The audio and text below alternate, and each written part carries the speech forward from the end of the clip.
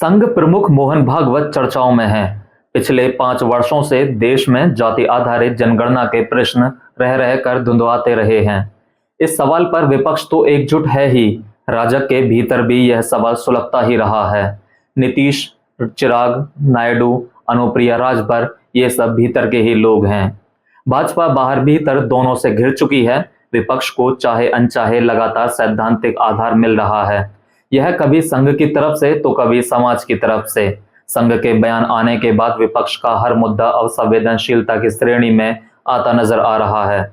इस सवाल पर भाजपा भूल कर भी अब किसी को पप्पू नहीं बना पाएगी। अगर राहुल को इस सवाल पर आप देशद्रोही साबित करना चाहोगे तो भागवत जी का क्या करोगे, जो जाति आधारित जनगणना के पक्ष में आ खड़े हुए हैं। भाजपा कहती रही है कि जाति आधारित जनगणना के सवाल देश को तोड़ने वाले हैं, इससे हिंदू और हिंदुत्व खतरे में आ जाएगा।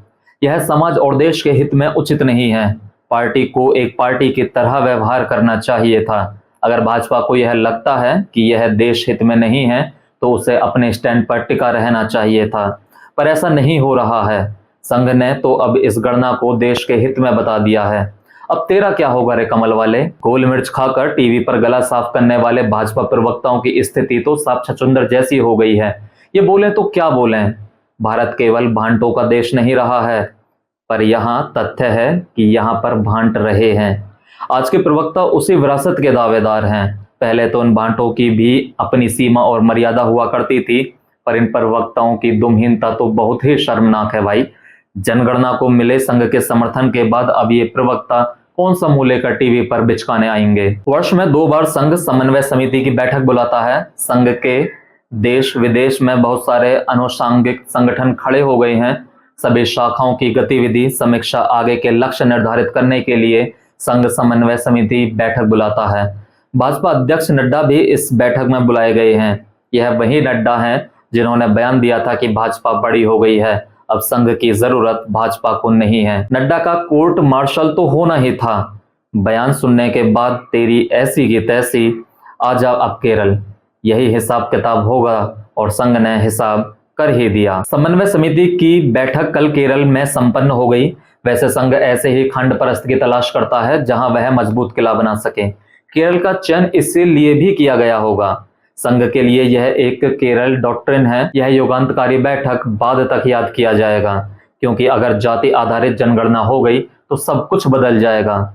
समाज का सनातन चेहरा बदल जाएगा, कुछ भी पुराना नजर नहीं आएगा। मूल्य और मानक सब बदल जाएंगे, विचार बदलेंगे और समाज के आचार भी बदल जाएंगे। हिंदू, हिंदुस्तान और हिंदुत्व का चेहरा भी नया होगा।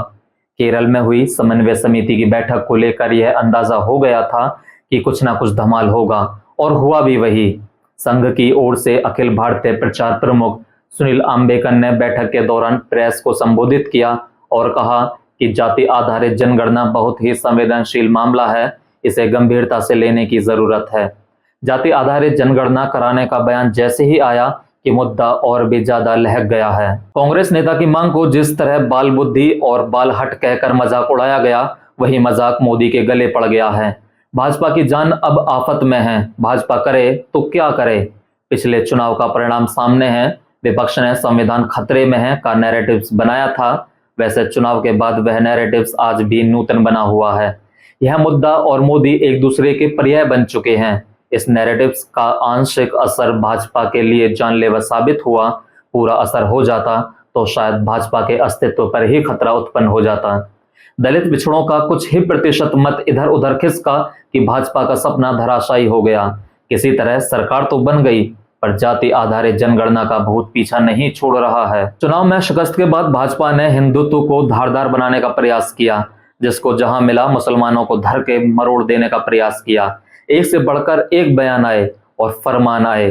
मुसलमानों को कौन कितना बड़ा देशद्रोही साबित करेगा, इसकी होड़ लग गई। भाजपा के मुख्यमंत्रियों के बीच प्रतियोगिता छिड़ गई कि कौन कितना ज्यादा मुसलमानों को आतंकित करेगा, वही हिंदू हृदय सम्राट बनेगा। साफ है कि इस प्रतियोगिता का तात्पर्य मुसलमान से कम ही था। मामला दलित, वंचित और पिछड़ों की जातीय चेतना को बोथरा करना रहा। किसी तरह से जाति आधारित जनगणना के सवाल से पिंड छुड़ाना था। सारी कवायद बेकार हो गई, सारे बयान बेमतलब के हो गए। वैसे इन दिनों भाजपा जो भी तस्वीर बनाती है वह बिगड़ ही जाती है। संघ ने खेल बिगाड़ा या भाजपा को बचाया, या भाजपा ने संघ को ताकतवर बनाया या फिर कुछ और साबित करने की कोशिश हुई, इसकी चर्चा जरूरी है। कल ही मोदी ने अपनी पार्टी की सदस्यता अभियान का आगाज किया। दुनिया की सबसे बड़ी पार्टी होने का उनका दावा और भी बड़ी पार्टी बनाने की तैयारी। 18 करोड़ से 28 करोड़ कार्यकर्ताओं की फौज खड़ा करने का लक्ष्य। आखिर भाजपा का यह दम्भ किस लिए? एक पार्टी के नाते भाजपा की औकात क्या है? गलत या सही? अगर जाति आधारित जनगणना नहीं होनी है तो नहीं होनी है। फिर पार्टी का संघ के दबाव के क्या मायने? पार्टी जब कुछ अपना निर्णय नहीं ले सकती और किसी के निर्णय पर नहीं टिक सकती तो पार्टी होने का क्या मतलब? कार्यकर्ताओं को ठगने की क्या जरूरत है? डायरेक्ट संघ की ही क्यों ना सदस्यता ले ली जाए जो भाजपा की सदस्यता ली जाए। या भाजपा यह साबित करना चाहती है कि देखो संघ कितनी ताकत रखता है कि प्रधानमंत्री को भी झुकने पर मजबूर कर देता है। संघ भारत सरकार की कोई नियामक संस्था तो है नहीं जो उसकी बात भारत सरकार मानने के लिए बाध्य होगी। भाजपा सियासी स्वयंवर का वह घोड़ा है जिसकी लगाम दूसरों के हाथ में है। लोकतंत्र में सुपर सत्ता का उदय लोकतंत्र के लिए शुभ नहीं है। जनता के बीच भाजपा को जाना होता है, संघ को नहीं। झेलना भाजपा को पड़ता है, संघ को नहीं। भाजपा अब जवान हो गई है, संघ को भी अपनी गोदी से उतारकर उन्हें स्वावलंबी होने देना चाहिए। तब तक भाजपा संघ की उंगली पकड़कर खड़ा होता रहेगा। अगर आपको हमारी ये वीडियोस पसंद आती हैं तो इन्हें लाइक करिए, शेयर करिए और कमेंट करिए।